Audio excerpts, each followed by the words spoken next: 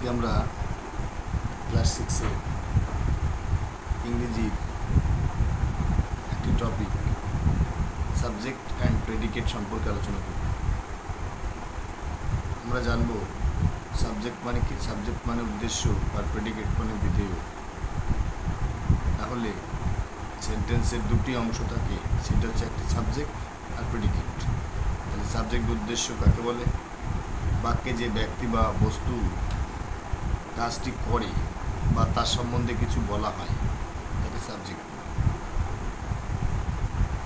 Subject সাধারণত noun বা pronoun হয়, আর প্রেডিকেট বা বিধেয়।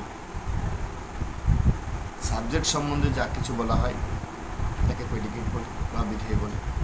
প্রেডিকেটের মধ্যে ভার্ব, অবজেক্ট আর কমপ্লিমেন্ট পড়ে। কমপ্লিমেন্ট মানে পরিপূরক। কমপ্লিমেন্ট যেমন example, Rahul reads in class 6। Rahul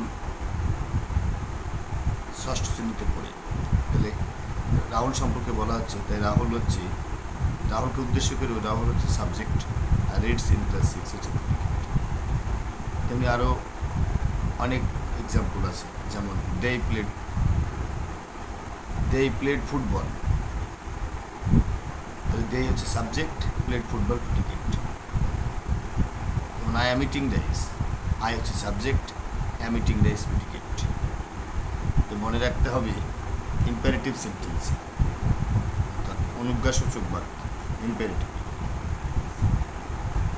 subject বা কর্তা সর্বদা উচ্চ থাকে। বাক্যে সাইলেন্ট বা উচ্চ অবস্থায় থাকে। আশা করি সাবজেক্ট এবং প্রেডিকেট সম্পর্কে তোমরা বুঝতে পেরেছ। পরবর্তী ক্লাসে আমরা ইংরেজির অন্য নতুন টপিক সম্পর্কে আলোচনা করব। আজ এখানে শেষ করি।